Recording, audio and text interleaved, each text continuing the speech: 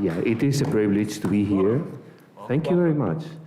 So any and all your Spanish-speaking friends, let them know, please, that for all of these meetings, there will be interpretation provided, and hopefully we get lots of people coming in who otherwise would not. Right. Thank you very much. Thank you. Thank you. Thank you.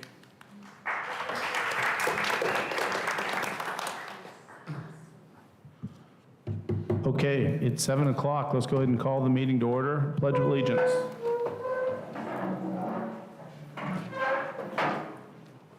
I pledge allegiance to the flag of the United States of America and to the republic for which it stands, one nation, under God, indivisible, with liberty and justice for all.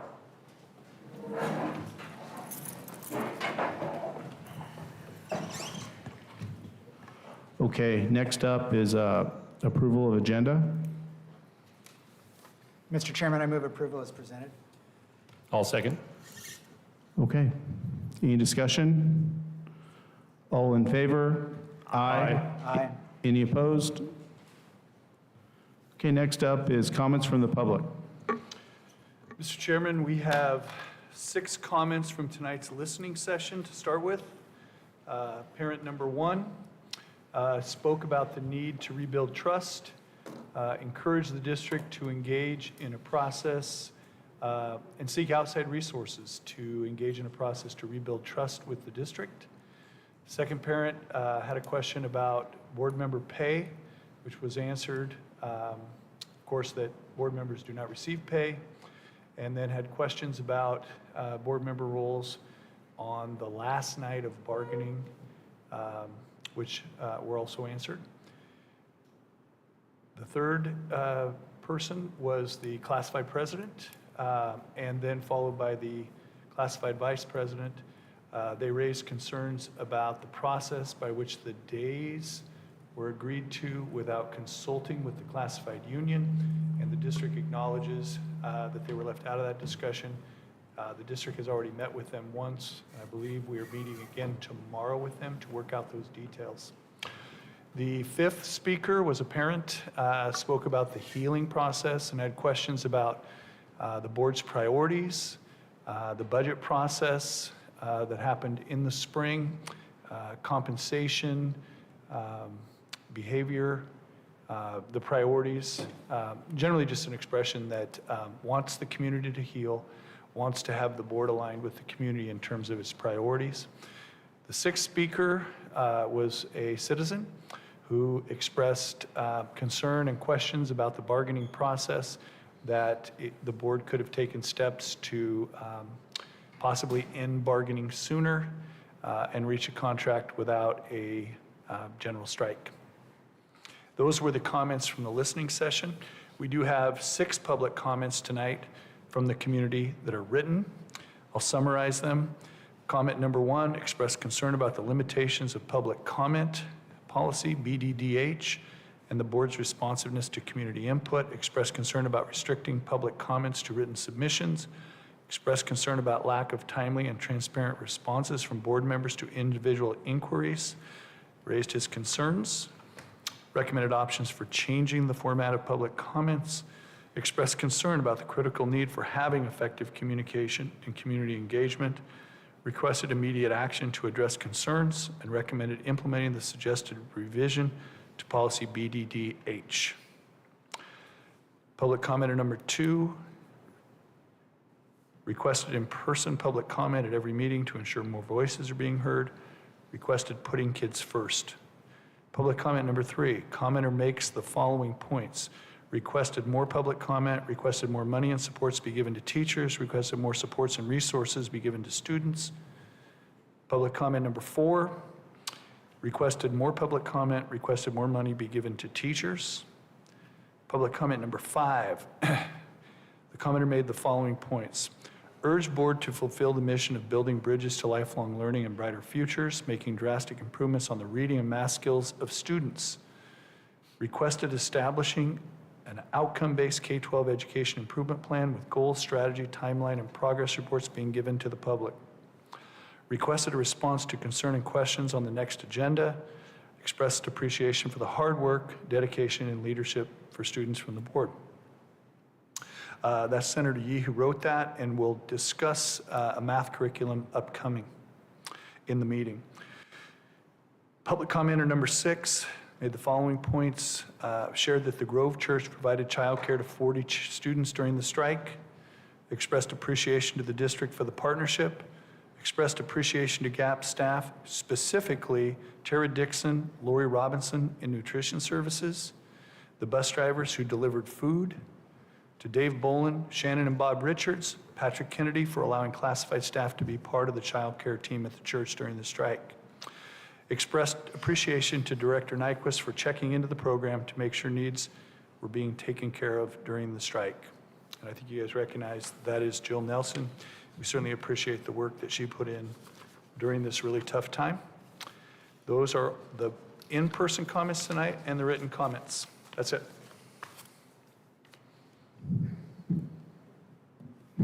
Okay, I would like to agree with the fact that one thing, obviously, we just went through a tough period. Places like the Grove, Albany Boys and Girls Club, the Y, they really helped us through a hard time, okay? I think that's really important to acknowledge that. Jill Nelson's telling us about the Grove, which is fantastic. You know, it's really neat how the community came together and gave our kids a place to be. That's really important. Okay, board business. First up, OSBA elections. OSB board position number 10. Any comments?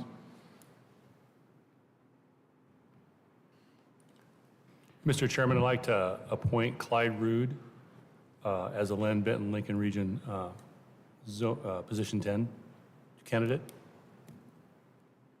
I'll second that. Any comments? All in favor? Aye. Any opposed? Okay. Next up, OSBA Legislative Policy Committee. Any discussion?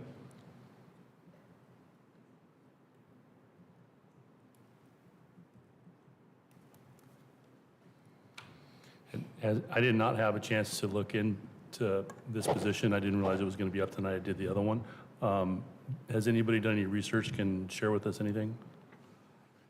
No, same thing. I met Clyde, but I don't know these guys. I had neither of these gentlemen reach out to me. I just had a chance to review their applications when they sent them out in the board book, but other than that, I haven't had any personal contact with either of these candidates. Shall we do a judicious coin flip? One's from Lynn County, one's from Benton County. Should we just go with the Lynn County guy? Well, that'd be all right. Lynn County guy, I guess you could go that. I mean, but we're in Benton County as well. I mean, know. you can make that argument. So Yeah, that's true, I guess. I'm not sure how to resolve that one, guys. When are these due? Is it? Next week. Yeah. I think I'd lean towards the guy that is in Brownsville. He's a teacher as well. Yeah, I think that's Jason Curtis. Is that right? Correct. Yep. I've met neither of them. Understood. I do think it's great that I think it's behind the times, but OSBA policy should be, we should be moving things with the state. So I certainly don't want to be the holdup for this. So I do agree the idea that us having, Ryan and I went to a meeting or did a Zoom meeting. It needs to be more organized. So if we can get some people involved to do it, I think that'd be great. Yeah, but unfortunately, we don't have the time for that. Correct? It's due this next week. Yep. Yeah. So, Mr. Chairman, I'd like to nominate Jason Curtis for the OSBA Legislative Policy Committee. I'll second that. Okay, any discussion? I do.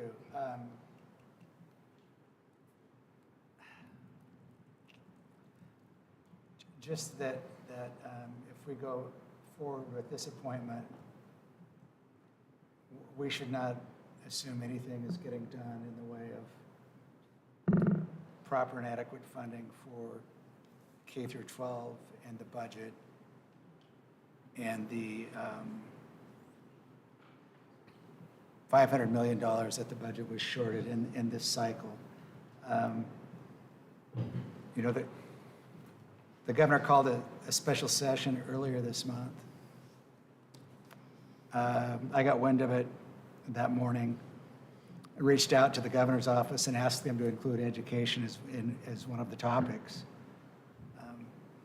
That hasn't happened. And more concerning to me is that I checked in the following week with the same contact at the governor's office and asked if they were aware of anybody else who had made that request, and they were aware of no one. Nobody from the School Boards Association, nobody from the OEA, and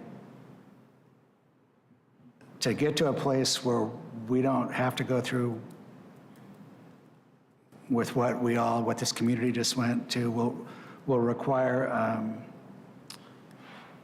a different approach by all parties involved, and we surely should do more than our part to help make that happen. So I'm okay with the motion and the vote. I would just personally and encourage the rest of the board that just because we're making this vote and somebody's going to take on that task, that individually and collectively we need to stay on this.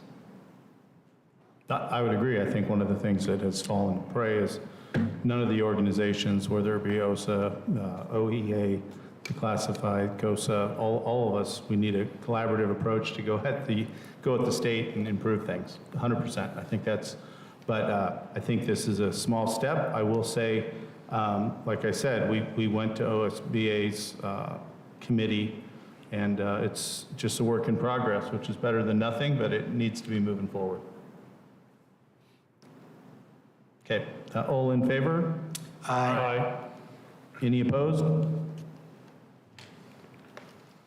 Okay, district leadership team updates, superintendent report. So I think we are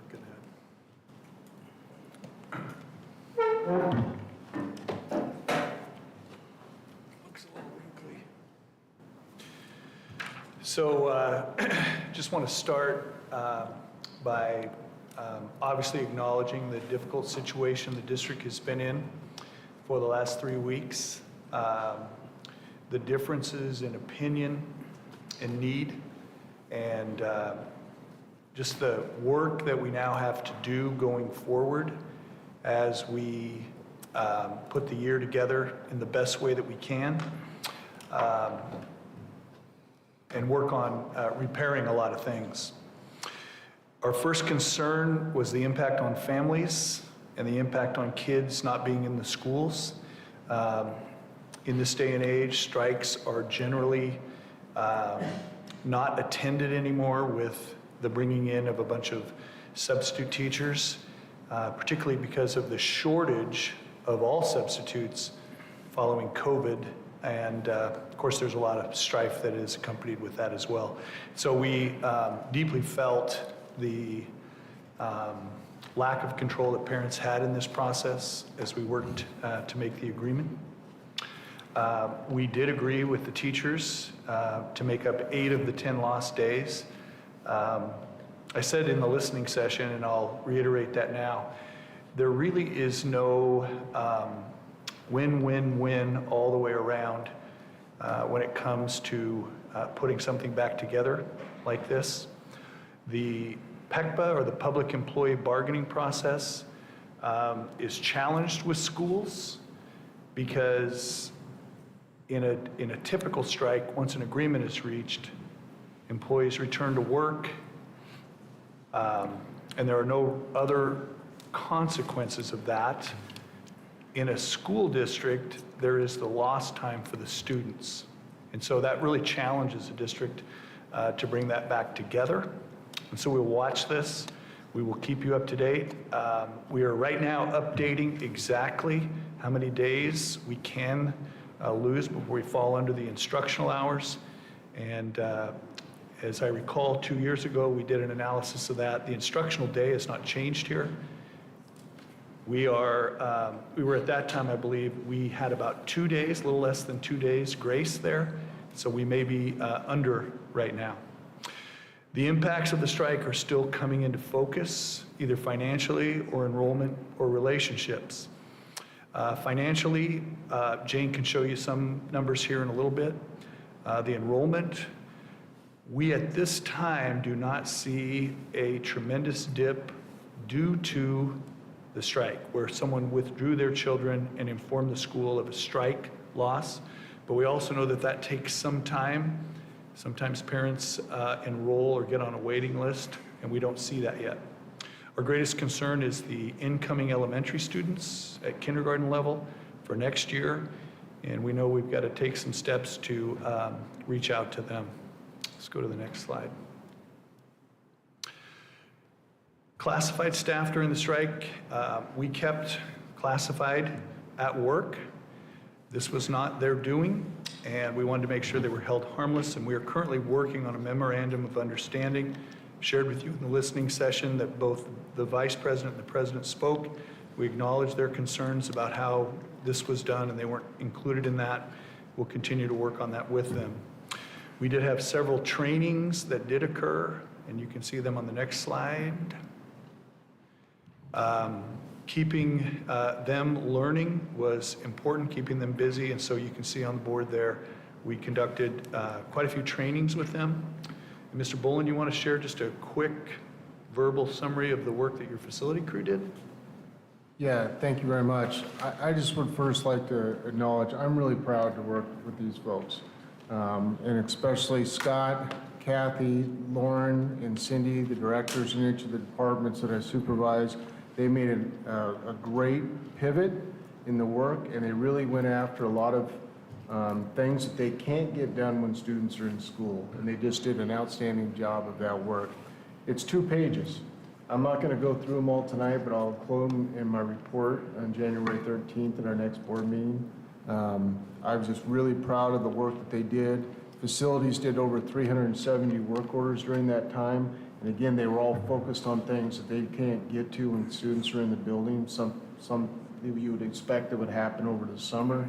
Our buses are very clean inside and out. And all departments noted of a lot of staff development that was done as well. Technology even led some staff development for our classified staff that was well received, and got some infrastructure things done as well, shutting down systems that can't be done when students are around.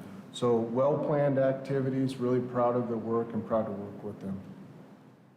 Thank you, Mr. Bolin. Go to the next slide. We have a priority to make up as many days as possible, obviously with times that will work.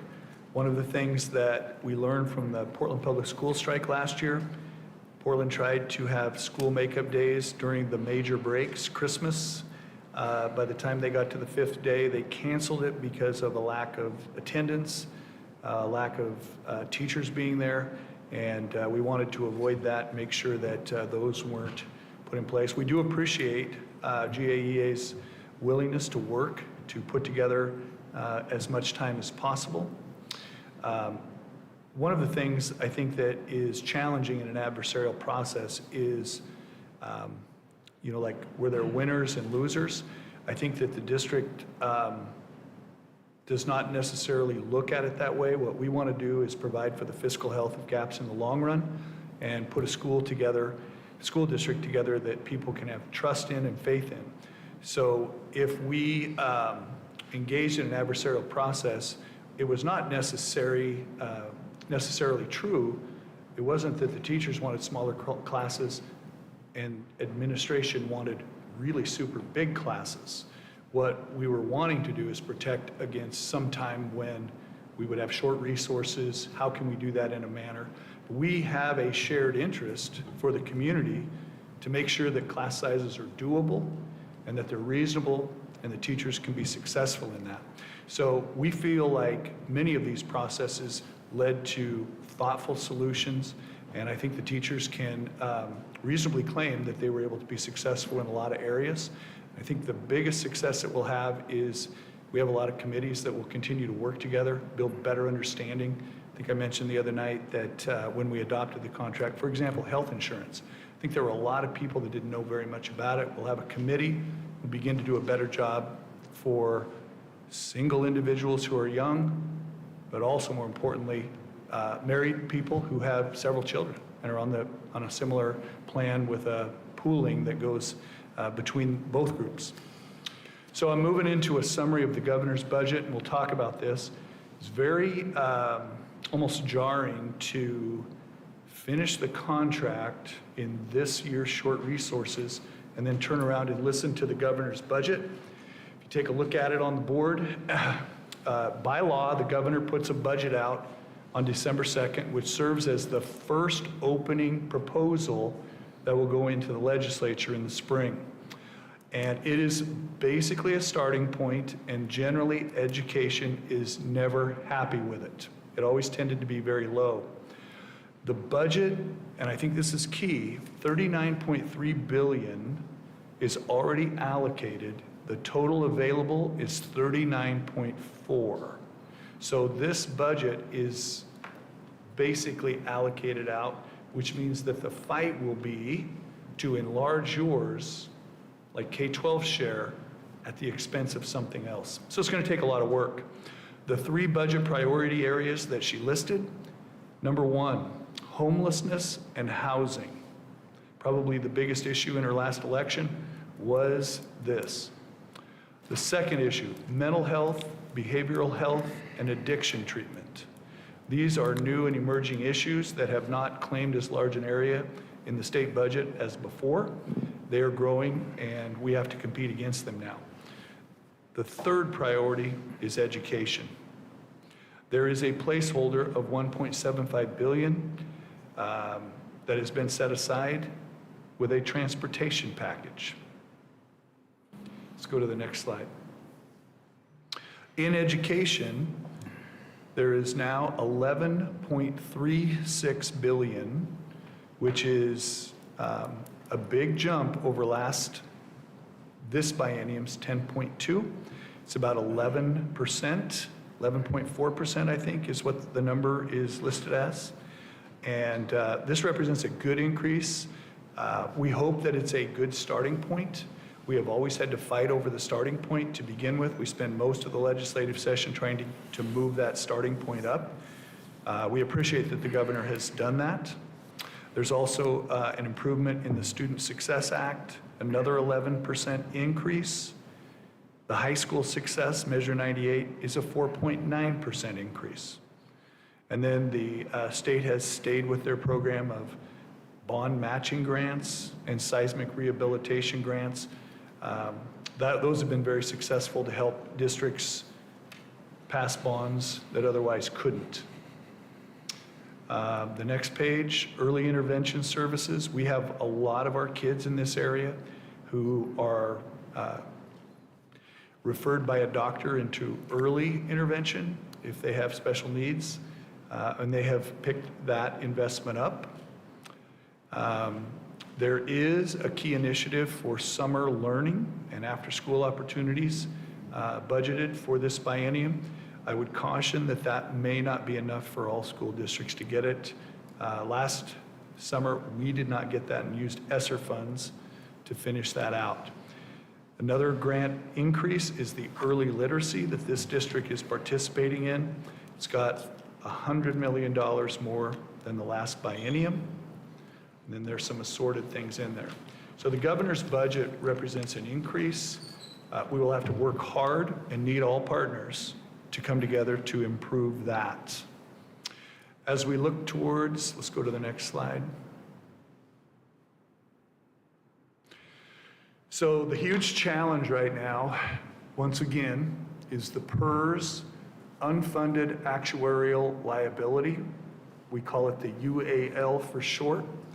It is not created by any current employee or the program that they're in. Tier 1 is almost exclusively people who are retired, who continue to have a longer life expectancy than they did when the program was founded in the 1980s. And those people put a tremendous amount of pressure on the system. And when the investments don't return, they turn to school districts to pick up that money. And we anticipate it's about $2 million in expenses that we will have to bear per year in the coming biennium. So that's a challenge. We know we have to raise the basic school support number, the 36. We know we're going to have to raise that, or PERS will eat up a significant piece of that. That's the big challenge as we go into the year. We will approach the budget process, and in response to Madam Yee's comment from before, we'll approach the budget process with a priority to purchase a new math curriculum. The priority will be elementary, middle school, and high school in that order. In other words, if we can get K-5, we will do that. If we can get K-8, we will do that. But we know that we have gone a long time without a math curriculum. We know that the community sees the math scores. And we also know that in the bargaining, the GAEA was very clear that if we can do this, that they will work with us to make sure that that is rolled out in as good an order with as much training as we can so that we can be successful with math. And I think there's a lot of teachers, and we have great teachers in the district, but a lot of times they're working not as a whole and not with an ordered curriculum that can truly aid us. We do our math iReady, and we don't have the curriculum to match that, so people are putting a lot of stuff together and putting a lot of work in. So we want to do that. Let's go to the next. Mr. Superintendent, Yes. before you do, I think it should be on all of our radar screen that I haven't checked this last cycle, but previously the PERS rate was calculated. There's an 18-month lag in investment returns. Yes.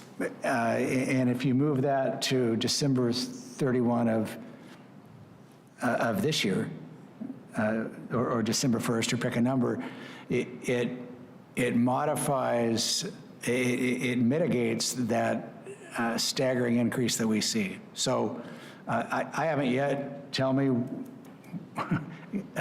anyone tell me why that having a 18-month lag is a good idea. We should keep asking the question, and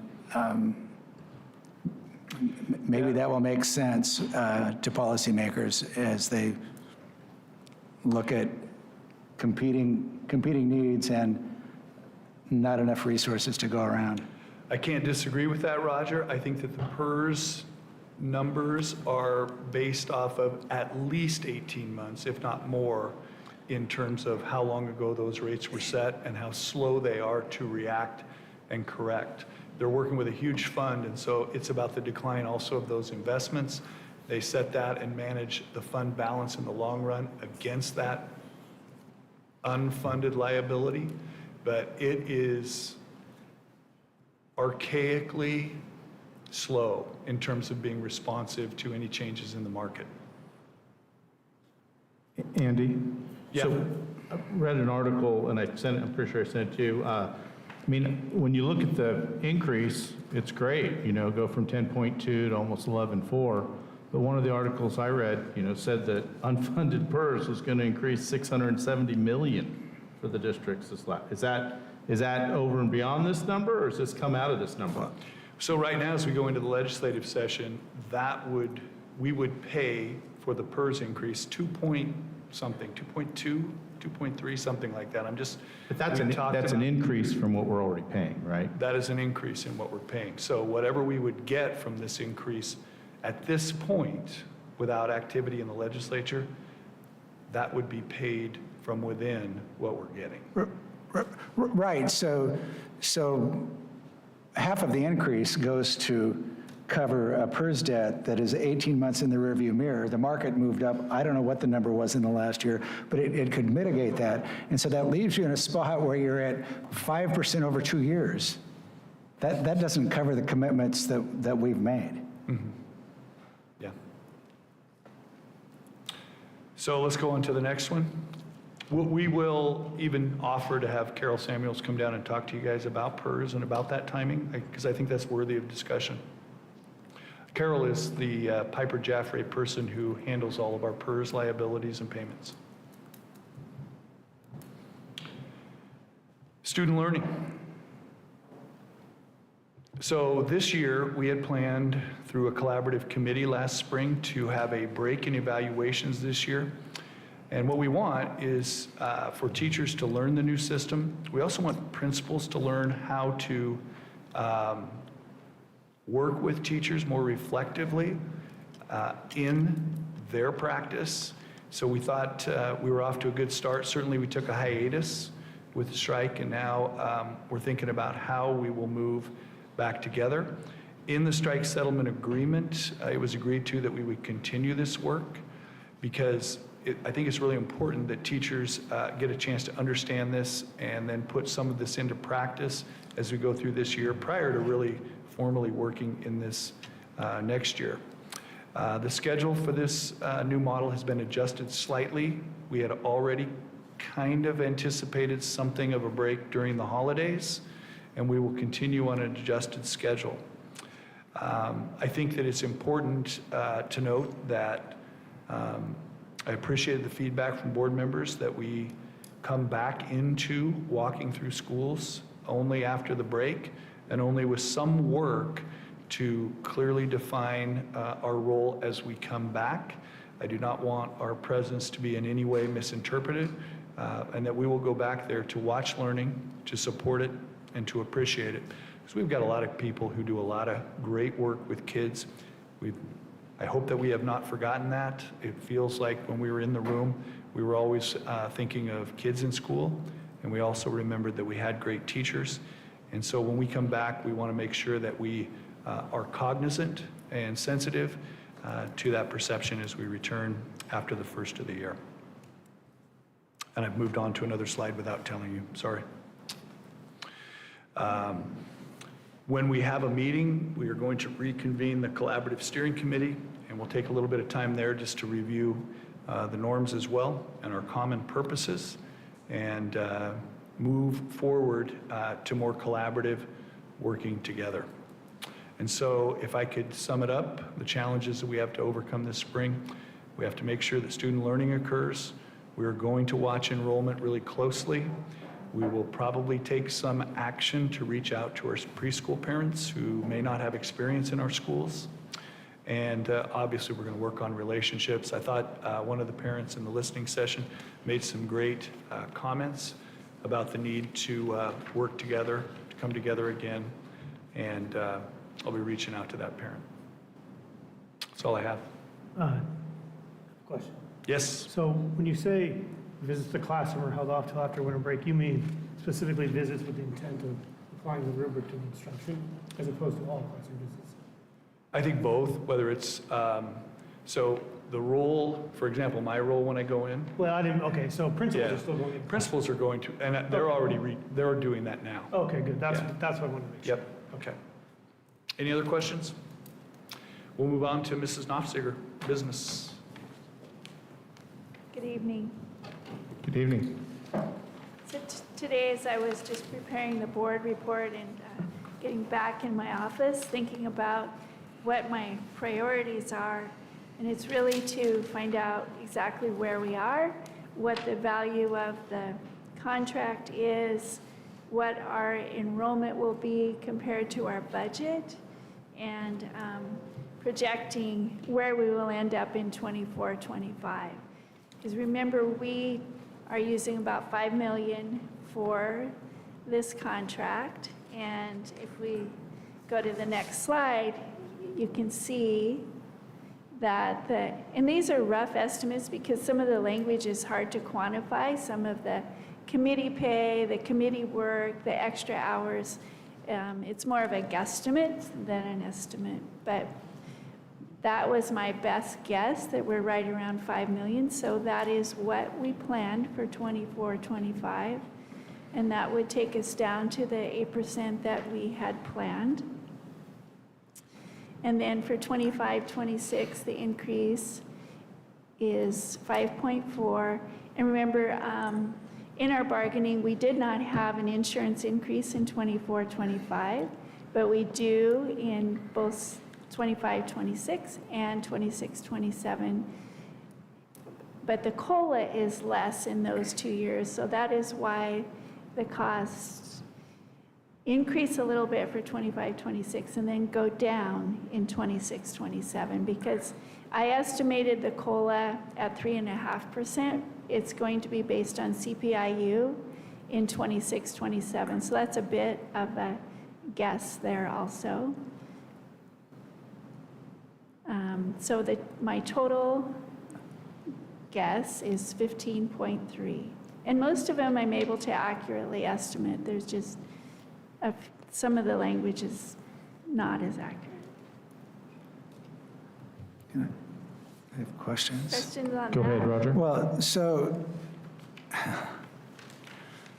again, to be clear, this year's budget has a $5 million deficit spend included in the calculation of this budget for this year. I wouldn't say it's deficit spend because we plan to take the projected ending fund balance down to our 8%.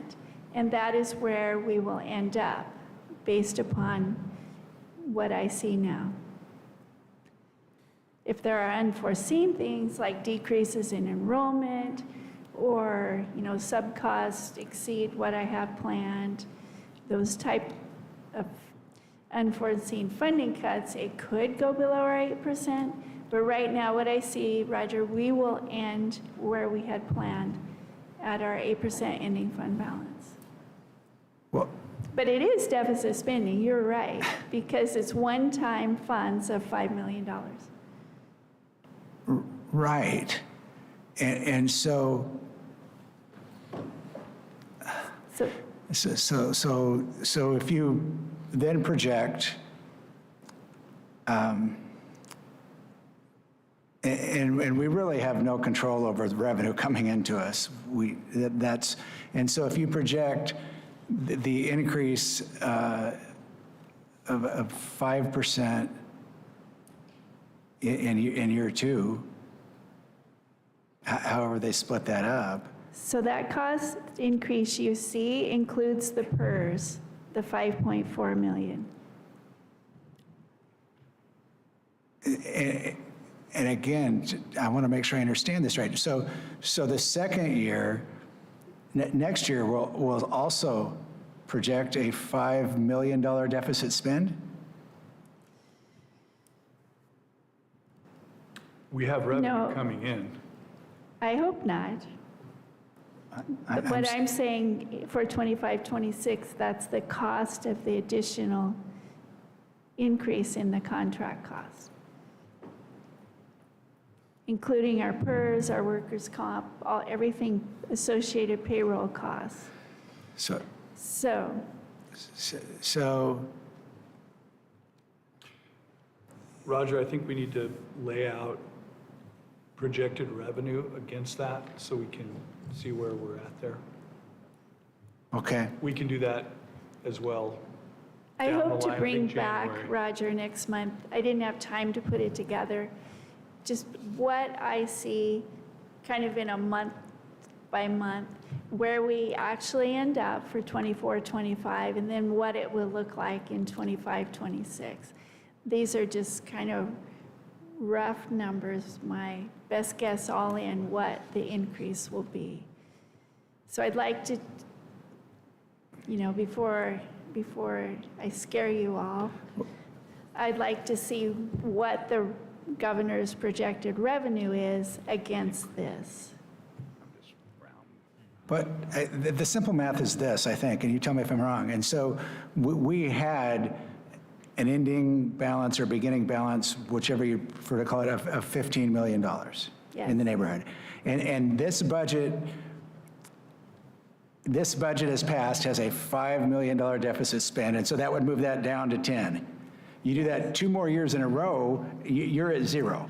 Exactly.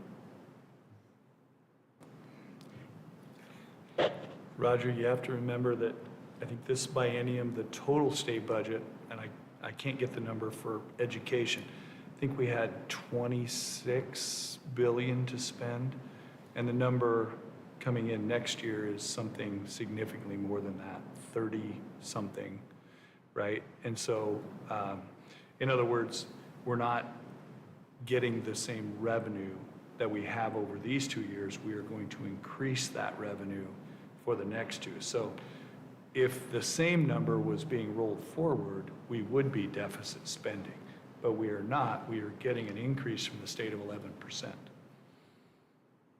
And I think we should walk you through that as we go forward, at least rough numbers. The trend is just very concerning, to state the obvious.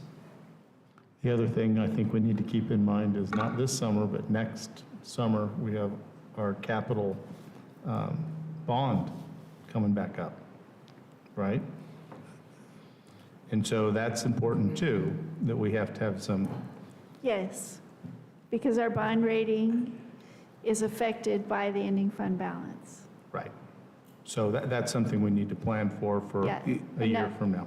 Very important factor, Because otherwise we get a different rate on our bond. yeah. Okay, oh, go ahead, sorry, Brad. So just kind of to summarize, we've kind of gone from, everything's great to have a kind of a blinking yellow light of caution coming up, because there's so many things that could go wrong that would cause us to have to make some cuts and do whatever. Is that kind of accurate? That's a good way to say it. So we need to be careful about where we're spending our money. We need to be very diligent about what's coming in and keep an eye on it, because there's some pitfalls, potential pitfalls in That's front of us correct. that we need to be aware of and try to steer around. Yes. Well, I'm Go ahead. sorry if I might, I No, no, can't. no, it's fine. So one of the goals would be to not deficit spend $5 million, and the way you do that is people tap the brakes on additional spending that aren't necessary. And I don't know how in this organization you implement that, but however you do it, we should be talking to those people in the organization that can help us do that. Agreed. Yes. I think really the settlement and then the shift to a day later listening to the governor's budget, we'll be working on this through the year to make sure that we're sound.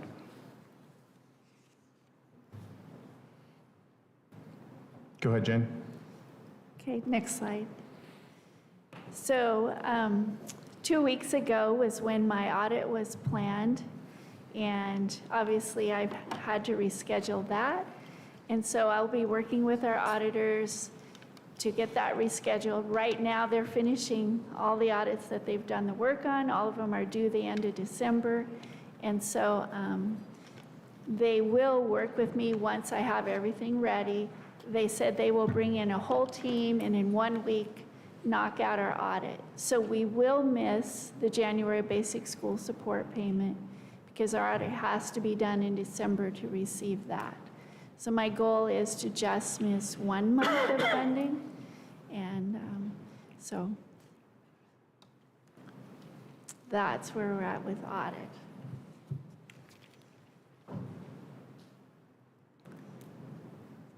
And then we've kind of already talked about this, that I want to bring to you a more complete financial projection that just shows you where I believe we actually end up for this year, and taking in, as best as I will know, the factors unemployment and substitute costs, all those large components. So I hope to have that for you in January.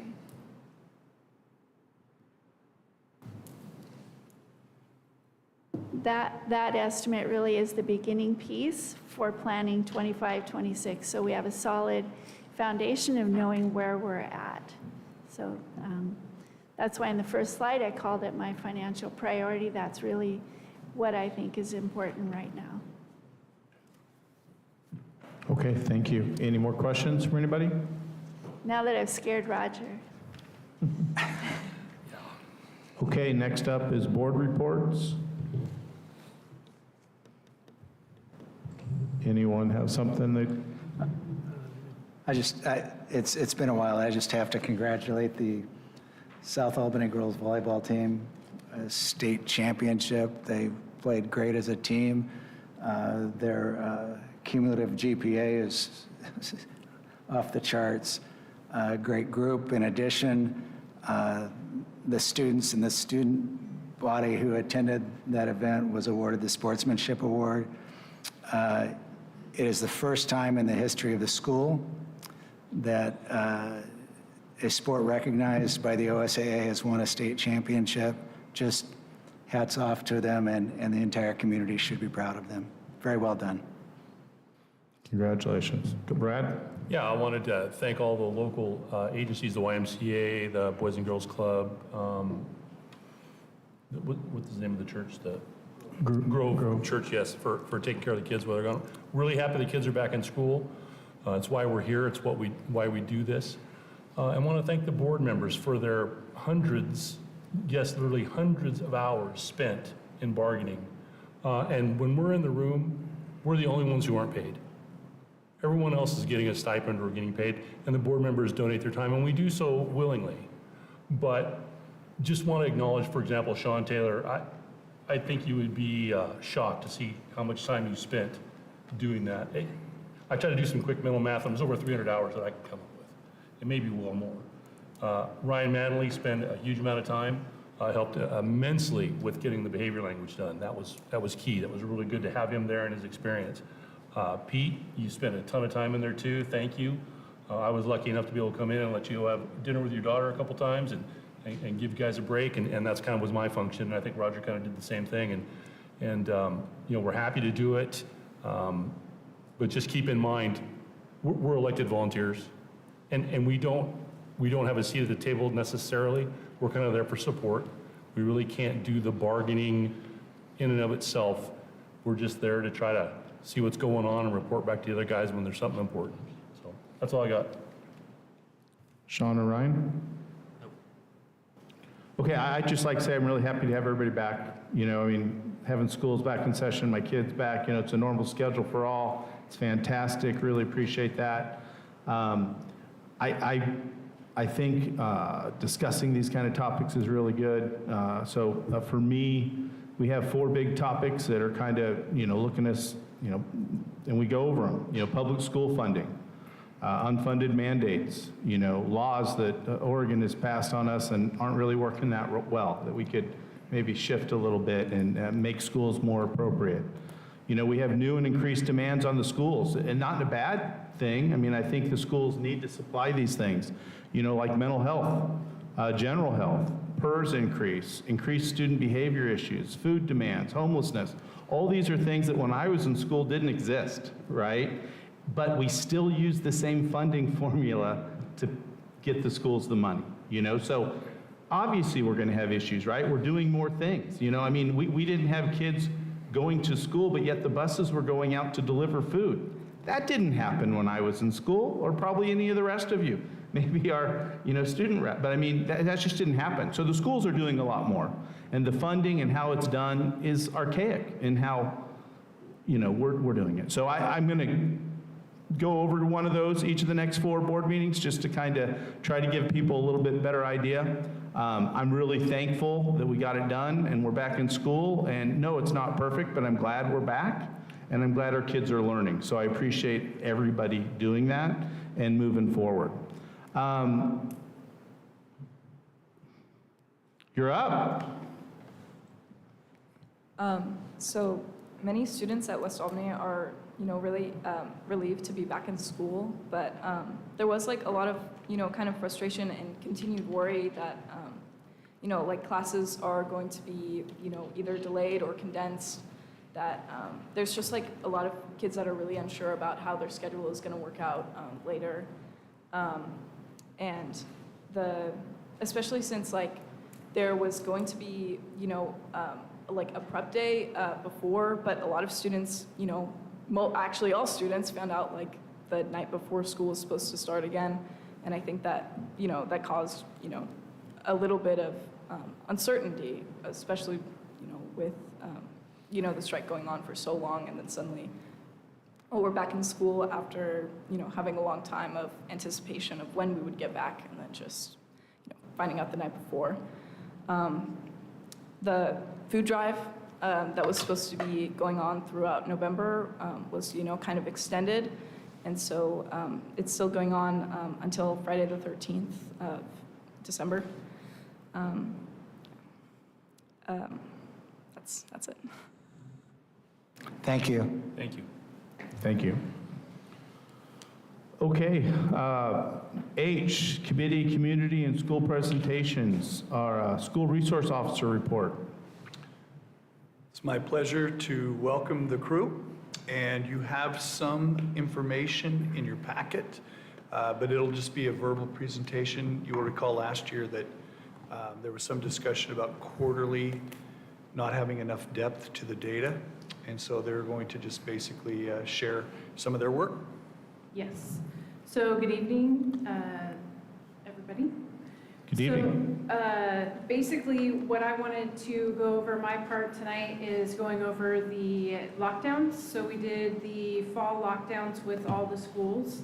It went very well. We had a lot of buy-in from students and staff, which continues to improve every year or every time we do the lockdowns. And I got to give a special shout out to the staff at Calapooya Middle School. They had a lot of fortifying rooms and a lot of things ready in case there was an intruder of some type. So they really went all in the participation. It was great.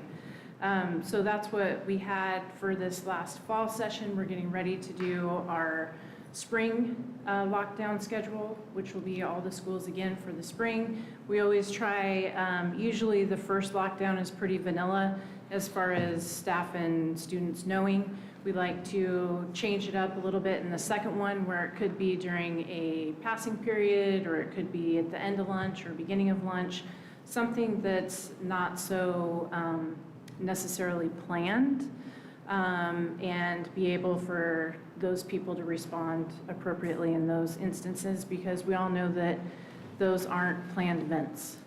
So we're actively working on that.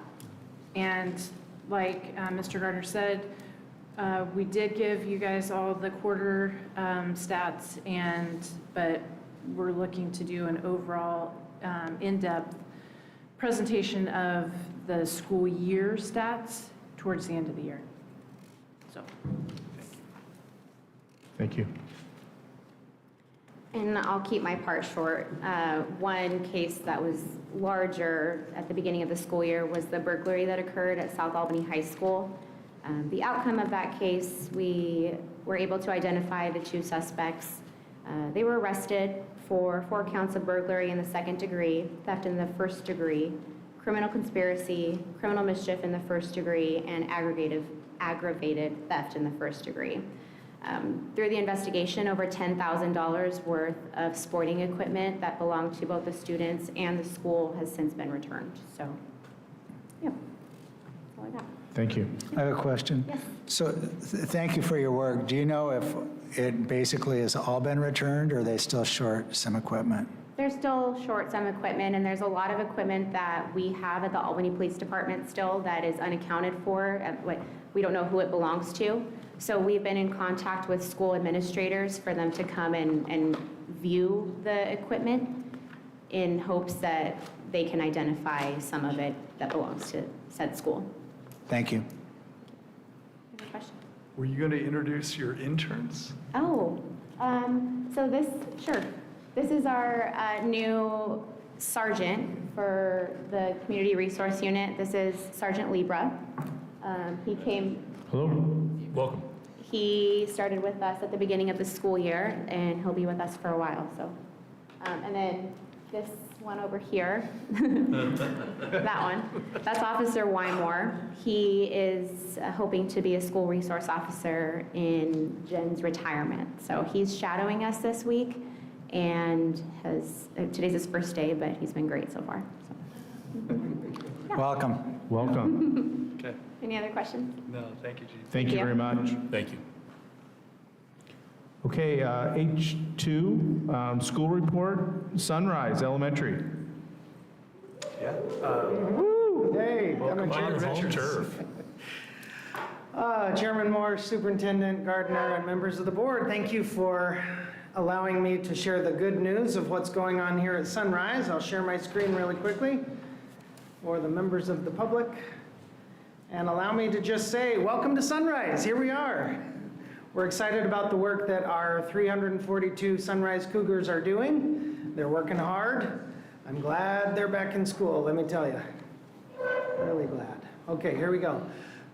We have a motto this year, and some people don't realize that at us, even though we're an elementary school, we have 57 staff members who work here. So there's a lot of people here working to accomplish that motto we have in the bottom corner here for this year. We are growing readers. That is our #1 goal, because we know kids have to be literate and ready for the upper grades and the great things they're going to achieve. You'll see a little construction picture there, and that is in regards to our guiding principles. We started this year talking about our why. Why did we get into education? It's to make a difference in the lives of children, but there's different ways to express that, and it might be different for our evening custodian than it is for our office manager than it is for a kindergarten teacher. But we all are here for a reason. So we've been exploring our why in a series of staff meetings so far this year, and we're forming guiding principles that we're going to get consensus on before this year is out, and that's going to be our mission and vision for the years ahead. So it's something under construction this year, but we're proud of the work our staff is doing on that. So looking at our goals for the year, we would like 63% of our students to be on grade level in reading by the end of the year, as measured by iReady. That'll represent an 11% increase from the number of students that were at grade level at the end of last year. So it was an easy goal to choose because our entire instructional leadership team agreed, yeah, that's got to be our #1 goal, and let's make a motto around it. We're going to be growing readers, and everything should contribute to that. So what steps have we taken? You'll see there that we took Core Online Learning and Literacy Academy. I can't require my staff to work through the summer, but we had 25 staff members, almost all of whom were classroom teachers, which was almost all our classroom teachers said, I want to take this class. Early literacy, getting our kids on grade level in reading is our #1 priority. So most folks have actually completed that class now. It's due to be done here on December 20th, but we started it on July 1st. And we have discussion groups online, and we're all learning together of what different steps should we be taking to get kids to standard in reading. We're also doing monthly learning walks. This is where teachers, we bring in like 3 subs a day on a certain day of the month, and then teachers sign up for times and they go around to see what are their peers doing to achieve this standard. And they might choose even a domain in the CEL instructional framework. I want to see how they're getting after engagement in my partner's room down the hall here. Can we go visit them? So those learning walks are happening with all instructional staff, including our instructional SEAs, as they were saying in the past, hey, we were left out on some of those, and we'd like to see some of the instructional techniques being done too.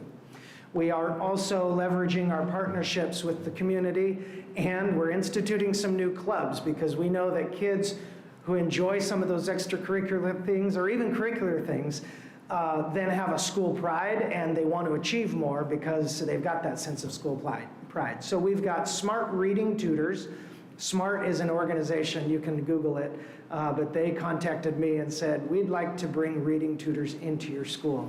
And so we've got all the background checks cleared, we're getting that going. Smart Reading Tutors will start here on Friday of this week, reading to our 2nd graders, helping them get caught up before they get to 3rd grade. We're also doing the Oregon Battle of the Books, OBOB. Other schools have done this in the past, but getting kids excited to compete in OBOB, the Oregon Battle of the Books, is something new for Sunrise students. And we actually had a kid at the orientation we had day before yesterday. I can't quite read this book. Can my mom read it to me? Yeah, that's just fine. You can still compete in OBOB. So they're going to enjoy being a part of that. And we have a 5th grade leadership club. They are our 5th grade leaders who applied and wrote out applications for why they should be part of the leadership. It's like having an ASB, but the elementary version of it. And they're helping me make decisions about how we do different things here in our school. Our 2nd goal is around math. 50% of students will be on grade level in math as measured by iReady, which will be an increase of 17%. That's a big increase. And we're not happy with where we're at in reading or math, but especially math. So we're trying to wrap our heads around what do we need to be doing differently in our instruction to get kids to standard. They're starting behind the 8 ball in kindergarten, we're finding already. So there's so much what I call catch-up growth that needs to happen with our kids to get them to standard. And while 17% growth year to year is a lot, we're not happy with anything less than 50% of our kids being at standard at the end of this year, with the goal by 2027 of 70% of our kids being on grade level in math. We dedicated Title I funds to purchase iReady MyPath, which is an individualized path kids can get onto their computers and take during their small group math time, and all of our kids are doing that now. And it tailors, oh, this kid has a deficit in this particular area. All right, here's some skills you can do, and then the teacher will look over their shoulder or look at their manual and go, okay, this is how I need to address this with this child. So iReady MyPath, we're seeing gains from that. Again, the monthly learning walks. And then something we had dedicated time in with the previous PLC schedule was, back when we had 4 PLCs per month, 1 is cell work, 2 are reading, and we wanted to dedicate 1 per month to math achievement. And that, look, this is the Wednesday we're all gonna talk about math. We need to revisit that now. With the change in our calendar, we might go to, okay, December we're talking about reading, January we talk about math, but we will dedicate time to PLCs on math. The thing that gets in the way of reading and math achievement so often, and you hear it as board members, is behavior. Readiness. Are the kids ready to learn? What we found last year is that over 80% of our kids were coming to school ready to learn, not disrupting class, doing pretty much what the teacher expects. If you get 1 office referral, that's to be expected for a lot of kids, okay. But 13% of our kids jump right up to high flyer status where they're needing tier 3 supports. So we realized that's too many kids. Almost half of those were kindergartners last year. So we found we need to really dedicate time in our school day and in our curricular supports to social emotional learning and what teachers can do and our behavior team and I can do to address those behavior deficits for kids. So we have a goal here to have 9% or less of students exhibiting tier 3 behavior needs. That'd be a reduction of 4% from the previous year. And so far, the numbers are looking good. We want a goal of less than 4% by 2027 needing that tier 3 support. Because that's a lot of kids. If you do the math on 350 or so kids, when you've got 15 of them who are really experiencing some struggles just being in school, that depletes your resources really fast and it makes it hard for people to want to come to school and to work. So we purchased Character Strong. It's a social emotional learning supplement, and teachers are using that in their classrooms during dedicated SEL time at the start of each day. We also found we want to catch the kids before they get to tier 3. So you'll see there tier 2 SEL small groups. By the second referral or third referral to the office or the behavior team, okay, let's not wait. Let's get that child into an anger management group or a how to make friends group or what to do when I lose a game group so that they can learn how to adjust accordingly. And then we feel that our parent engagement events and our clubs really help kids with their social emotional learning. So things we've gotten going so far this year are the soccer club, leadership club. We had a garden club that just was in its infancy last year, and we're going to get it going again this year in the spring. And we already held pastries with parents, because when those kids, some of those same kids who are giving us fits, they are excited to have mom or dad come to pastries with parents, and they've got that sense of school pride, and lo and behold, they have a great day that day when mom or dad came to pastries with parents. So the more we get some of those events in our school, the better we see some of the behaviors from our students. Science night, reading night, and ELD family night are events that we have planned for later this year.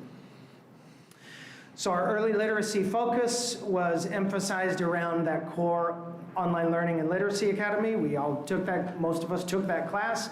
It's structured literacy. It works well for second language acquisition, and those strategies that work for those kids work for all kids as well. So that's why we put all of our eggs in that basket. We also have done intentional hiring and strategic assignment of bilingual staff because so many of our students speak Spanish and they're learning English. We want to hit them right off the bat with, okay, you can be literate in Spanish, and here's how we're going to translate that to English, so there's no lost time for those students.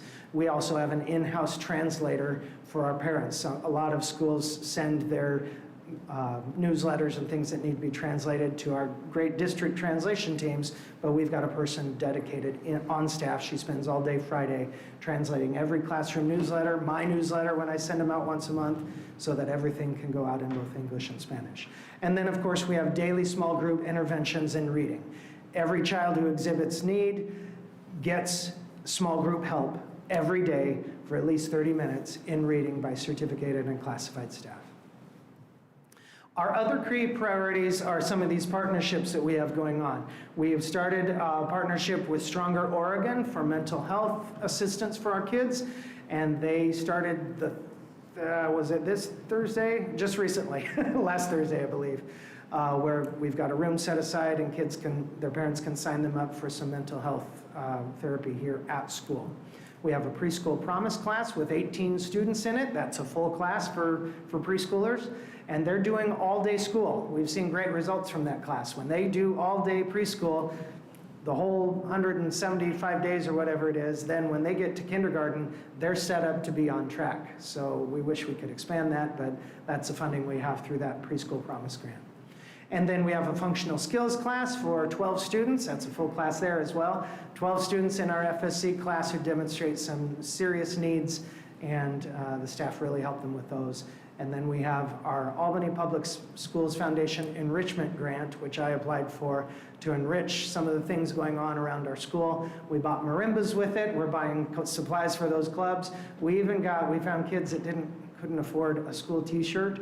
So this year we removed that barrier. Every kid can show up to school pride on Fridays with their school t-shirt.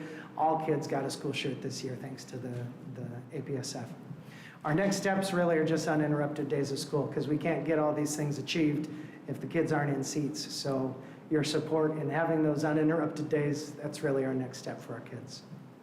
Our points of pride and promise are that 5th grade leadership group. They actually held elections on election day. And they were so proud. Kids came up and gave their speeches for why they should be president of the 5th grade leadership club. The kids voted. It was a very transparent process. They saw how the votes were counted.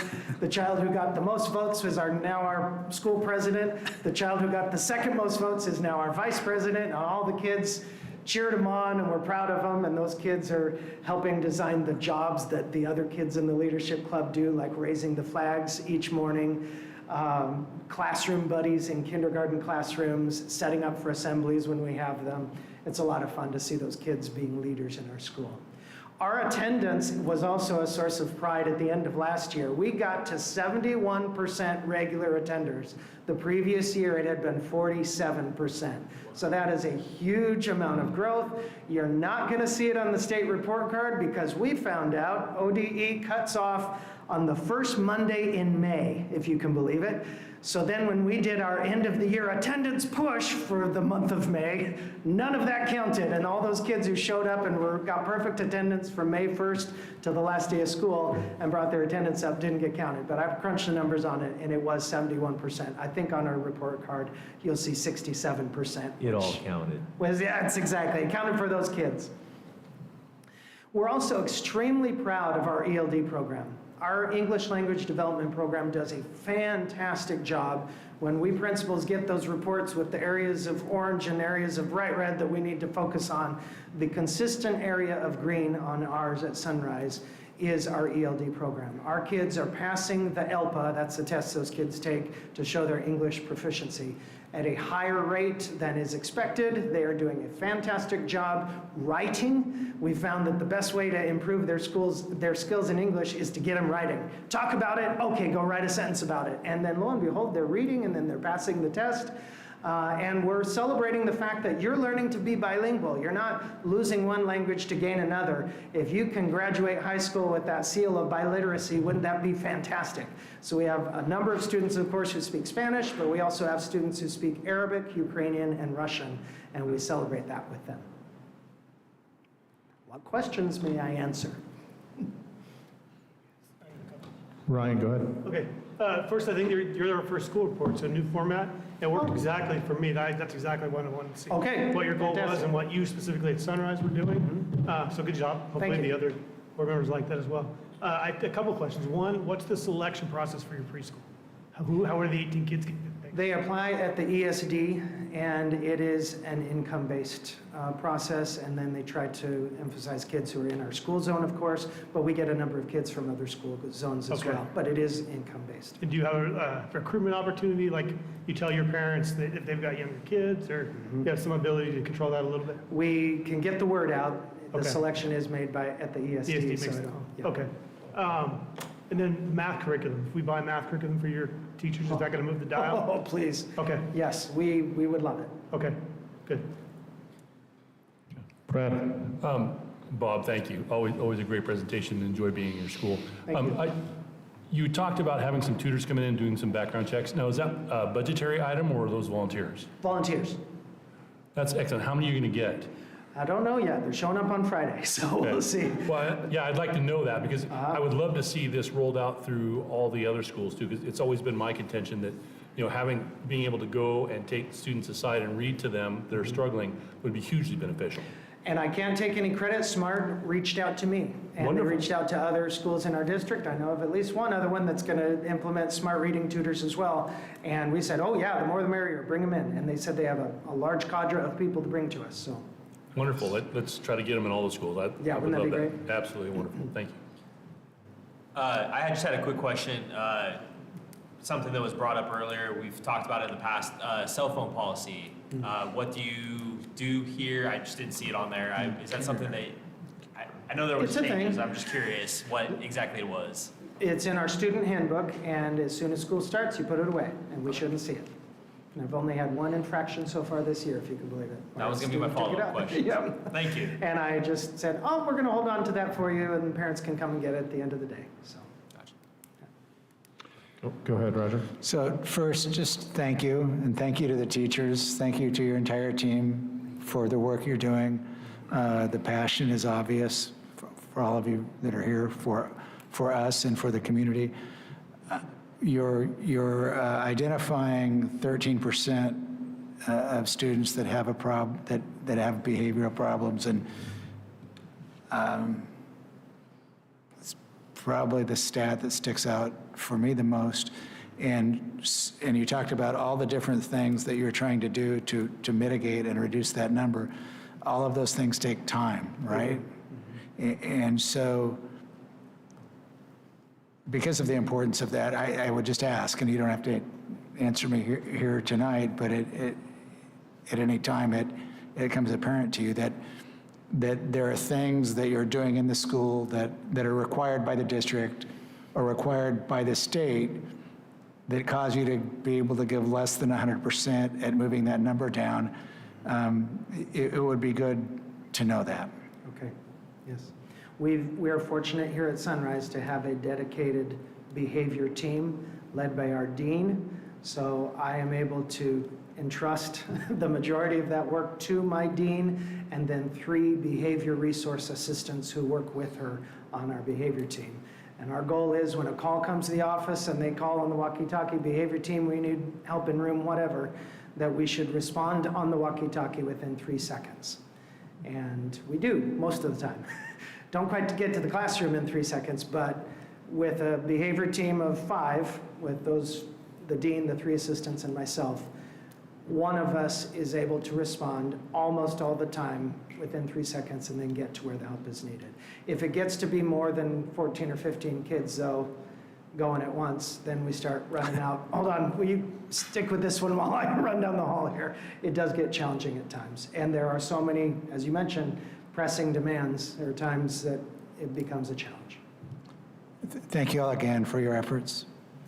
Yeah, I just want to say thank you. I know we haven't got to visit your school, but last year when we did, it was so obvious that, you and your team were engaged and that it was talking to the teachers that they knew that you were going to be there or someone on your team was going to be there to help them out, and that's such an important thing, team, I mean, it was just so obvious that you guys were moving in the right direction, and It's really great to see the numbers, and I understand you're not where you want to be, but we never are, right? We always have goals, aspirations, and we're moving to that. But I think due to you and your team's hard work, you guys are moving in a great direction. So thank you. Very much appreciate it. Thank you. Thanks, Bob. Thank you.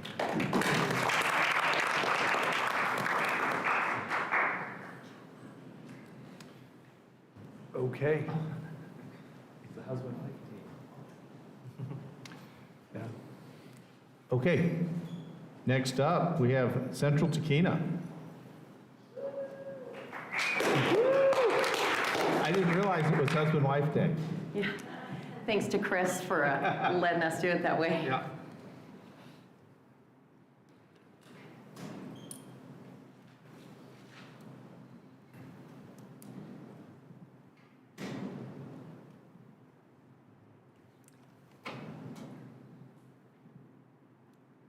All right.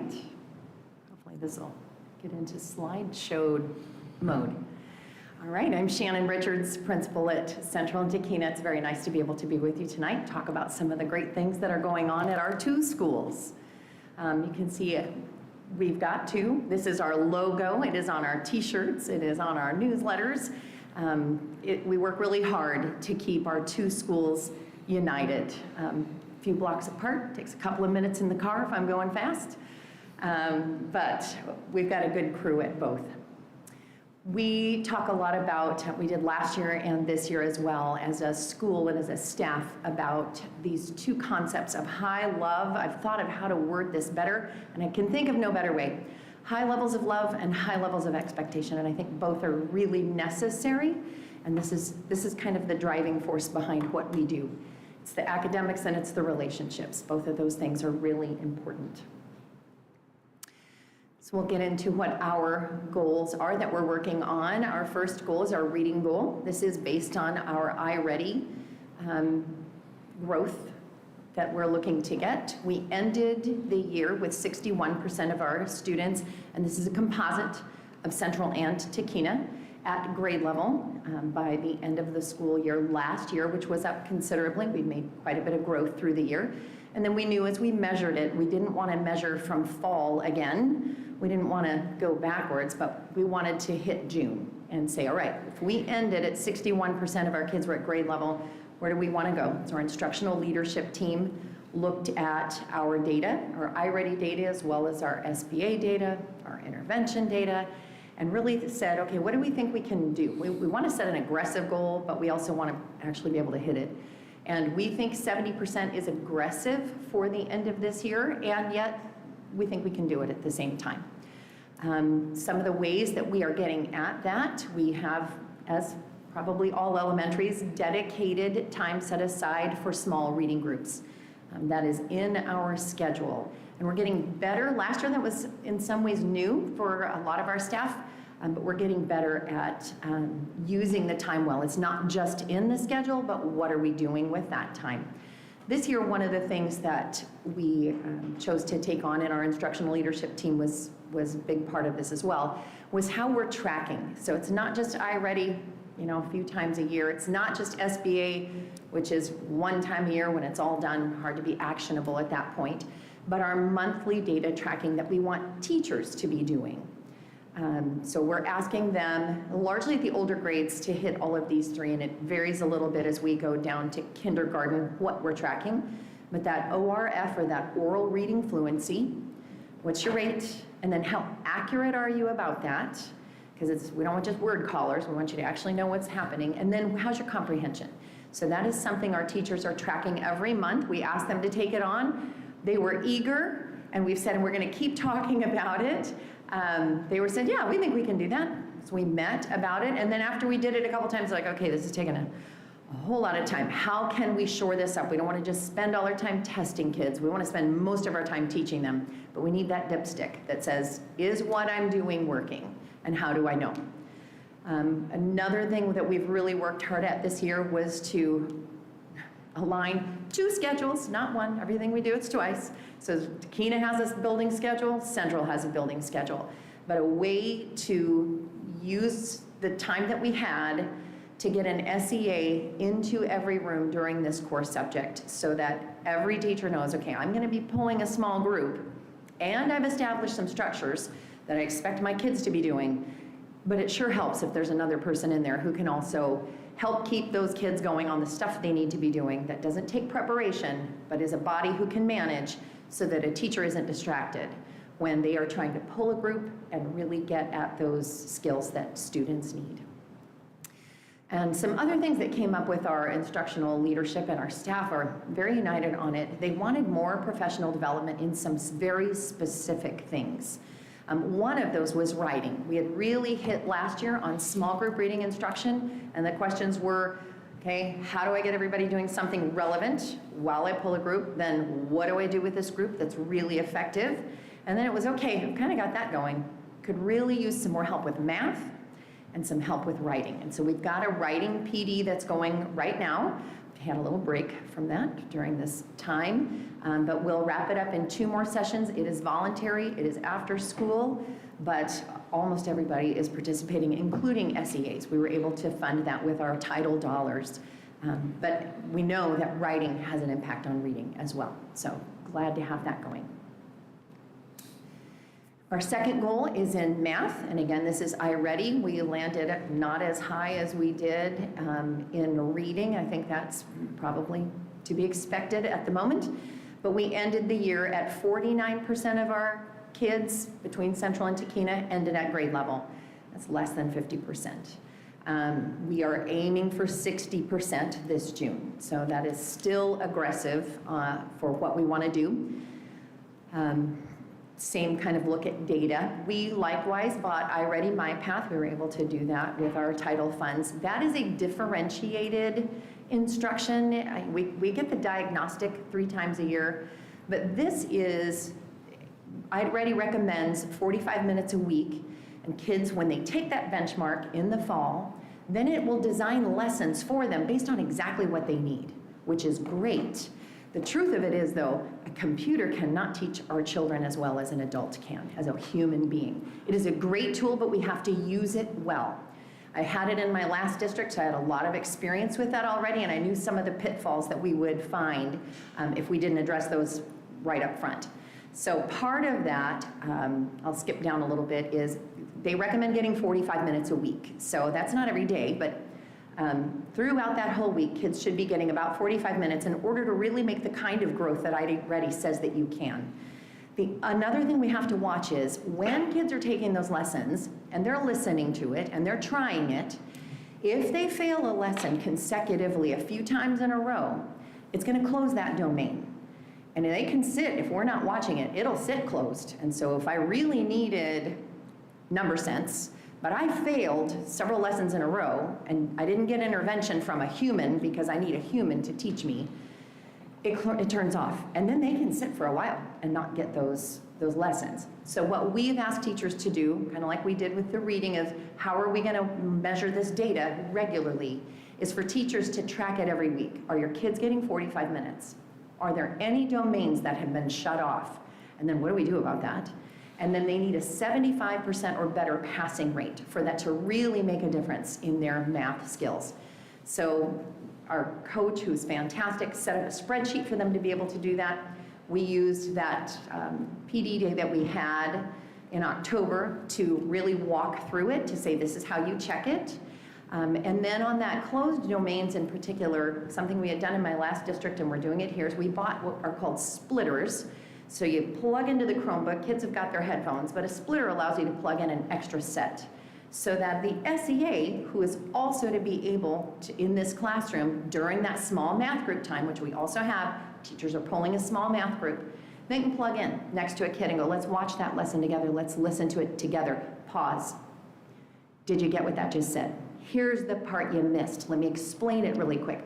Often it's just a little something that they didn't quite catch. But a person, a human being, is able to make that adjustment in the moment to go, oh, no, I didn't catch that. Oh, I understand that a little better. Great, play it again, and then be able to carry on. But we do have to watch it and make sure that those 3 things are happening, or it's a tool that won't end up being as effective as it could be. So I think I've hit all of it. Our teachers are getting to small math groups as well. One of the ways they do that to be effective in helping kids is using exit tickets. So I teach a lesson, get to the end of that lesson, and use an exit ticket. And then be able to look at those exit tickets and tomorrow go, okay, here were a couple of kids who didn't get it, or these all missed it by this, they had the same error. And being able to pull those pretty quickly before that gap grows of I didn't get it and then I really didn't get it and the next day, wow, I was really behind. But being able to have these small math groups every day, this we do believe is going to help us hit that 60%. And our third goal is for behavior, and it is based on referrals. We are looking to decrease the number of referrals, not by not writing them, but by legitimately not having them. So our goal is to reduce that number who have 0 to 1 per month referrals from 63% of our kids didn't have referrals by the end of last year, more than that, to 70%. And we've had a pretty good turnaround with our behavior. Several things are attributed to that. We do look at the data in our foundations team. We have a new dean this year. Ours, we loved her, but she moved to Washington where her husband had a job. Our new dean, Leanna Bennett, has jumped right in and has picked up where Mary had left off last year and doing some really good things. But we pull that and we look at that in our foundations meeting. She likewise pulls our SEAs at both schools to review the data, the behavior team, and to talk about where do we need some tweaks. We have also got Character Strong. Can you tell me of a little PLC at home? It is the best PLC I've got going. We can't help but talk shop quite so often. Ooh, that's a great idea. We both need to try it. Character Strong is also something I had helped to adopt in our last district. I really think it's a terrific program. It's easy to use. It's plug and play, so it doesn't take a lot of preparation on the part of the teacher. We were able to send some staff last summer using title dollars to the conference in Tacoma, Washington, and they came back totally jazzed about it. Like, oh my gosh, yeah, we dipped our toe in the water, but this is really great. And they've really been the great PD for our staff in August about, hey, here's some great things we heard. We're hoping to send people again this year to that conference. We have behavior matrices at every grade level. And what are kind of the roughly 10 big ideas of what is expected for how students need to behave in class. And then we have skill steps posters for each of those. So what does that really mean? How do I do it? What does it mean to really pay attention and to listen? We know that it takes multiple reps and digging into those some more. And then through Safe and Civil Schools, which is what our foundations team is, we are continuing to use and even refine some of the stuff that we got our heads around last year with helping behavior to get better in our school. Planned discussion is one. That's one we're really digging in on more for a teacher to go, hey, here's something I noticed and I need to have a conversation with this kid who may or may not know that this is a problem that's going on. And we'll come and cover your class. We'll have a planned discussion with a student. And then we've already had many 25-minute planning meetings. There's a real strict protocol, so we stick to that time. Our dean leads those on kids who have 3, 4, 5 referrals, and we see, okay, there's a pattern here. We've got to do something and get together on that 25-minute planning meeting, really talk about what are the things that are going on, what's the biggest one, if we can really hit one, because we can't change all of it at once. Which one teacher would you pick first? What would you change? And then what are we going to try? Brainstorm some ideas, and then we immediately put a follow-up on the calendar to come back and talk about it. Is that thing we said we were going to try, is it working? What is the data that we have? Do we need this anymore? Do we need to refine it and try something else? And that's going quite well. In early literacy, I think all elementaries are probably using ECRI, which is a phonics program, but I think we're getting really good at it. I see it going really well. Heggerty is kind of the phonemic awareness piece of it, and our kindergarten and our first grade team both decided to take this on in there as we looked at our whole group, and they went, okay, you know what, I think we need more of that, where it's not just the visual piece, but I hear the sounds. We've got to be able to make that connection and map that sound to that grapheme, that letter. And our K and 1 are really taking that on this year to build that up. As a longtime fourth grade teacher, I can tell you, I could see it down the road when kids did not come with phonemic awareness, and you see it in their spelling. They don't match up. And there's a window for that, and we know that. That window starts to close at about age 7. You really need to hit that phonemic awareness hard up until then. It's not that you can't learn it, it just gets really hard after that. So love that our K and 1 are taking that on as a goal area this year.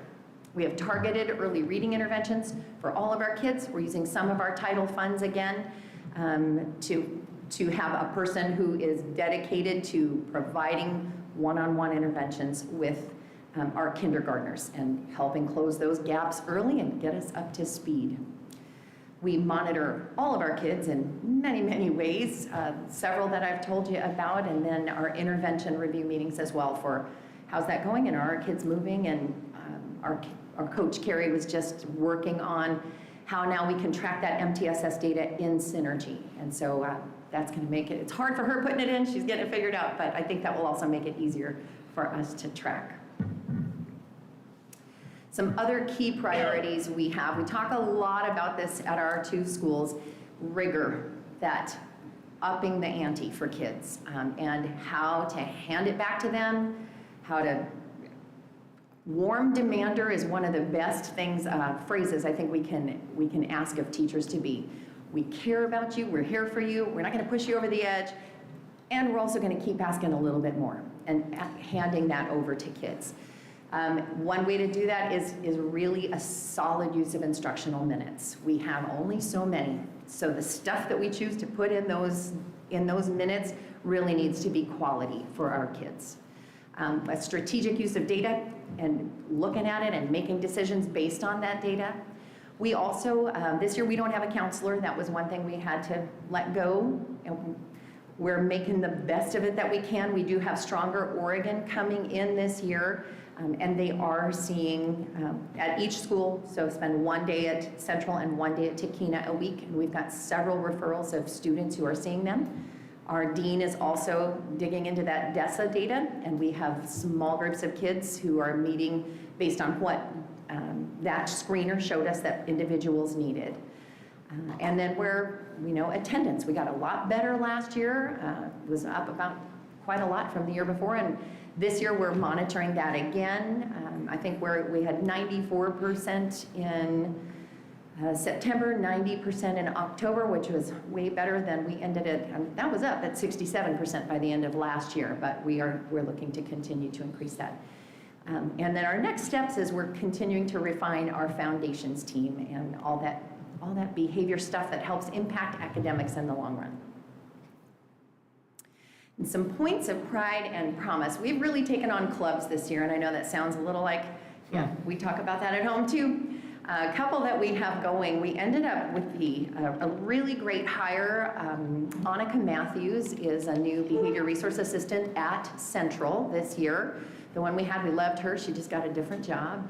But Annika has a degree in art and has been an art teacher, and that is one thing I have missed as a specialist for kids. In districts I've come from prior, in a couple of other states, we've had art as a specialist, and our kids love to draw.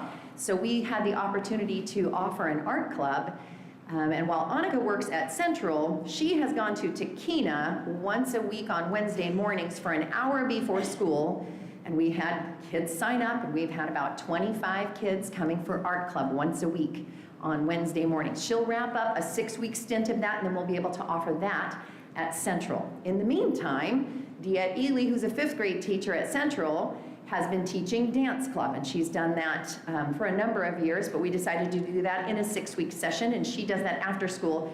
She will swap, and Teina kids will get dance club here after that 6 weeks is over. We've refined OBOB this year. Last year we got a late start on Oregon Battle of the Books, but it was a new thing to us, and Misty Rogers is a 3rd grade teacher, and she'd done it in Salem Kaiser and knew all about it. And our librarian, Sarah Butler, helps her out with that. They just met again tonight, and there's quite a few kids, and they're super excited about it. Last year, we tried to get our 2 schools together once a month, and we gritted our teeth and bore it out, even though it was tough. It involved changing 2 building schedules every single month, and that was tiresome, to say the least. While we loved the ability to get our kids together for an assembly and a little bit of reading buddies together, it was really hard. And we decided, I don't know that that's the best use of our efforts and our time. So as a team, we talked about it and said, we still want to do this. We think it's important. Our kids need to get together. They're on 2 separate campuses. We don't see each other that much. But we've decided to do it 3 times. So our first one is tomorrow. If you would like to come to Teina tomorrow at 1 o'clock till 2-ish, we will be getting together. And it is just for kind of a fun, come and have an older grade buddy with a younger class. And it's the same buddy teachers we had as last year. But they will do a little craft, they will have a little snack together, and this is one of our opportunities to get all of our kids together. We'll do it again in the spring, and then in late spring, in June, our PE teacher, Morgan Bannister, puts together a jogathon, which really raises a lot of money and helps support our PTC, as well as this year he's giving it all to the music teacher, which is really great.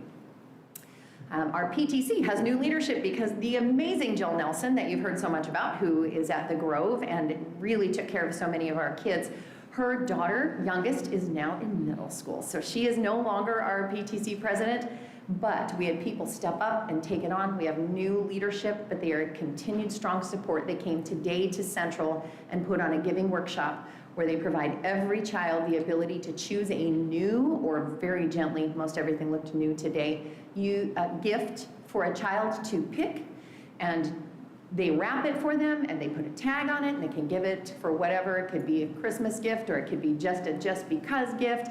So all of our Central kids went home today with a gift to give to someone. They will do it again on Wednesday for our Teina kids. So really fortunate to have such a strong PTC.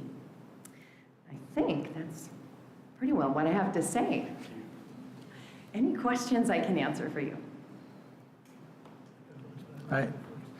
Leanna Bennett was one of my child's first grade teacher 12 years ago, 30 kids in the class. I would go there once in a while and just nonstop, incredible job, very passionate. I'm glad that she's with you and I'm sure she's doing well for you. Fantastic. I do think that it's symbolic of the importance of this district to be competitive financially and across the board for teachers to hold those talented folks that we get. And it also highlights the importance of the entire district figuring out how to work together as a team going forward. So well done. I'm glad to hear she's with you, and I'm sure she's doing great. Glad to have her. Yeah, I got a couple. Stronger Oregon, both you guys alluded to it. Is that a provider? So Mari V. Wright from FACT kind of hooked us up because she knew we didn't have a counselor. Okay. So they come in, they do take insurance, so we make referrals, but they take OHP, and a lot of our kids have OHP. Sure. So. But are they like a competitor with Lynn County Mental Health and Trillium? Are they different? You don't know? No, it is, yes, I think it's competitive. A Yes, competitor. they're- Interesting. So they're a new player. Yes, Okay. yeah. I'll ask Mary V about that next Yeah. semester. The next one, did you look at it and did you see a correlation between your iReady scores and how your kids actually end up doing on the state test? This year we did not, no, we did not. I would argue, having used iReady in the past, that takes a little while. There's a yearly growth target that kids need to hit. We know that our kids need to hit often, a lot of them need to make that stretch growth. We've been really hard-nosed, for lack of a better word, about saying every child needs to make that 100% by the end of the year. All of them, we didn't get all of them, but that is a target that we're looking at. It will take a couple of years for that stretch growth to catch up. Okay, so I already kind of outperformed the state test. Yes, it will, Okay. yes. Fair enough. You talk about rigor, Yes. which I really appreciate. Do you think that the new evaluation rubric will help your Yes. teachers drive better rigor in their classrooms? I absolutely do, and I have a lot of experience with this rubric. It is the one that I used in the last district that I worked for, so I'm really familiar with it and how it can drive the conversation, and it is doing that right now. Excellent, okay, good. And then how's Central doing physically? Well, we've got new HVAC systems in. We're still in the process. I was really grateful that we kept a radiator still at the moment because it takes a while to get this worked out. So we're still working out some of the kinks. We're getting there. There were a few cold classrooms today, but Lauren is super responsive and he says, just text me. So he and I are on a texting basis and I'm saying, hey, it's cold in these couple of rooms today, and he immediately responds. But we do have that extra radiator at the moment for a backup until we get the whole thing kind of bugs worked out. Okay, that's really good. I just want to say thank you. I mean, it's very obvious that you and your husband use each other's to go back and forth and figure out good ways to do it. You know, and also you're just so naturally energetic about it, you know, and so I'm sure that's something that your teacher and staff really love. So thank you for being part of the team. Thank you for moving the schools in the right direction. Thank you. I really like the format that we're doing now. It's simple, and so thank you. Yeah. Thanks, Shannon. Thank you very much. Okay. I just want to say thanks to Shannon and Bob for some outstanding presentations. I also want to thank Sue Luthra for helping me with the new format. It seemed to be well received. And thank you two so much for the work you're doing. Thank you. Okay, next up, consent agenda. We have classified. Mr. Chairman, I move to approve personnel classified as presented. I'll second. All in favor? Aye. Any opposed? Okay, next up, old business, board policy, BBBA. So this is, Mr. Chairman, this is a very straightforward policy. It's a very short policy. Just clarifies board members' qualifications, where you live is important. You must be an elector in the district. You will note there that one sentence has been removed. It's pertaining to districts that have a average daily membership of 50 or less. Does not apply to us. I recommend to approve. Chris, I know we had some kind of training or something we were trying to set up. This has nothing to do with this? Correct. Okay, and we're still on schedule to get the training. Okay. Do I hear a motion? I'll move to approve the policy as presented. I'll second. Okay, all in favor of approving BBBA as shown, say aye. Aye. Any opposed? Okay, next up, we have some reports. We have integrated guidance report.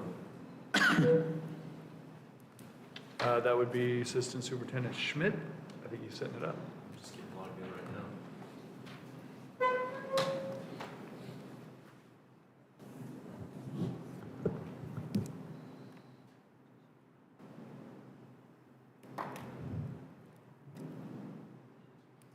Where do you go? Can someone connect me? Somebody's speaking, what are we doing here? Integrated guide. Thank you, Becca.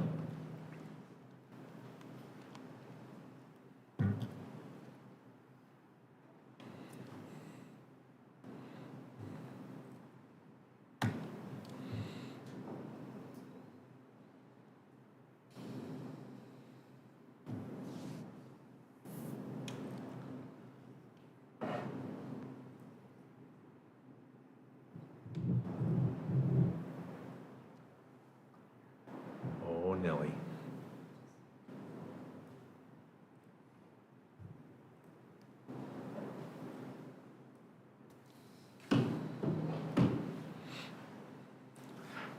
All right, here we go. I'm here to present about our integrated guidance review and annual reporting. So we will go from here. I just wanted to give a quick review of what integrated guidance is and the components that are in the system. It consists of 4 items. One is the Student Investment Account, or SIA. Currently this year we have a little over $9 million that are budgeted for those programs and staffing. Next is High School Success, known as Measure 98. We have about $2.3 million that are budgeted for activities, staffing, and activities. Next is the comprehensive and targeted supports for improvement. That's CSI and TSI, and I'll explain what each of these are moving forward. That's almost $300,000. And then the last of the funds is early indication and intervention systems, which is about $26,000 budgeted. Total amount of integrated guidance funds is almost $11.8 million, which is some significant dollars for our district to support students and staffing. The SIA fund is the largest of those. The two goals for SIA is to meet students' mental and or behavioral health needs and to increase academic achievement for students, including those that are historically marginalized groups and or are showing gaps in achievement. The major approved uses for funding is to expand instructional time, to address student health and safety, to reduce class sizes and caseloads, and to provide a well-rounded education. Next is the High School Success Act. The three goals for that funding is to improve students' progress towards graduation, increase graduation rates, and to increase students' readiness for college and careers. And the approved use of funds are dropout prevention, 9th grade credit attainment, and attendance intervention, to expand options and access to college level courses, and to expand and enhance career and technical education programs.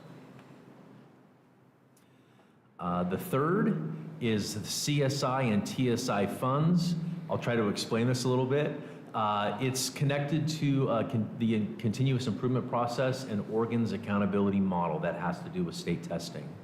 What CSI and TSI does is it provides funding and support for schools with the level 1 ranking, which is the lowest 10% of Oregon schools in state testing measures, in half or more of the rated data, or for specific focal groups that fall into the category of performance. Comprehensive means the entire school. Targeted is for specific groups. We only have one school that's a CSI school, which is Albany Options. The rest of our schools are for targeted supports. In our case, those targeted supports are for our English language learners and our special education students in terms of their performance in state testing, okay? Each of those schools puts together a school improvement plan and ways in which they're going to focus that additional support for those groups. This year we met comprehensively with all schools together.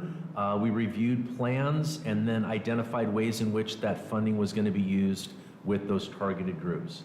It might be the use of an intervention specialist, attendance outreach, and that's how our attendance-focused schools increased their attendance this year as they added some additional staffing for outreach and community engagement. And then, of course, they use those funds to purchase additional interventions, whether that be with curriculum or staffing. The last one is our early indication and intervention system. What this does is it provides additional fundings for us to provide some data warehouse systems for our schools to identify students early on who are falling behind or not staying on track to graduate, and in which case we can provide some additional support and intervention to those students a little more readily and a little more easily. As part of this program, we need to self-evaluate the effectiveness of our programming. The state provides us 15 measures in which to evaluate our performance. And those, each one of those 15 are rated as low, medium, high, or firmly in place. I'm hoping I can get to the link here. I'm not going to go over each of these one at a time, but what I did this year, and this is available to you for your review, is each one of those indicators have been scored, and then there is a short narrative description of how we are meeting that measure or where we need to improve and what we've accomplished or need to work on over the course of the school year. Again, there are 15 different measures. It's going to be hard to read these, but they are available to you on that link.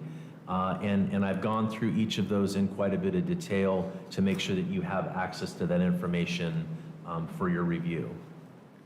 What I really need to share with you tonight is each year we need to respond to a question that the state has provided to us in a narrative response. This first one, it says, as you review your progress, markers overall, the reflection responses, and reflect on plan implementation. How do you see your progress contributing to the outcomes and strategies in your plan and your longitudinal performance growth targets? So what I did is I went through each of those 15 performance measures based on what we've accomplished over the year and provided a narrative to you. I'm going to read this really quick because I do need to make you aware of this because it'll be posted to the state and on our website. It says, after evaluating each progress monitoring measure, GAPS has made significant growth in almost all areas. That's in all of those 15 performance markers. The district has consistently responded to student-based data measures within buildings and as a district. Through the process of utilizing the grant dollars included in our integrated guidance program, we've hired staff, developed a robust MTSS system, provided options for middle school students in athletics and clubs, recertified a school as an avid national demonstration site, that's South Albany High School, and bolstered supports to increase the success of ninth graders. Two areas that have seen market growth are our improvements in third grade reading scores and attendance. In the 23-24 school year, there was a 6% growth in third grade reading as a district and a 10% growth in our attendance. Based on response data from students and families in the form of empathy interviews, we've refined our direction with respect to embedding equity within our schools. Through the information we gathered, we've established a pilot program to intensively support and address equity within 3 of our schools, 1 at each educational level. Through leveraging our partnership with West Ed, these schools will take a comprehensive look at instruction, culture and climate, and create fully integrated equity teams that will guide school improvement and evaluating systems that have traditionally perpetuated performance gaps. I want to thank Kelsey for her work on that in partnership, and we will be implementing that over the course of the school year. One of our most successful improvements during the 23-24 school year was through an attendance initiative that included a partnership with Lynn Benton Educational Service District. Through this partnership and utilizing both CSI and TSI funds, 2 elementary schools and 2 middle schools pilot a comprehensive attendance intervention system. The system included hiring attendance liaisons for family outreach, developing lessons for students and families, and using an MTSS system to evaluate data and interventions. As a result, Waverly Elementary School and Sunrise Elementary School experienced a 19% and 18% increase in their attendance rates last year. They will continue on this year as a second-year growth. Calapooya and Memorial Middle Schools saw a 14.4% increase in attendance. The pilot was shifted into year 2 in these 4 schools, and we're implementing the program at all middle schools and 1 more elementary school this year.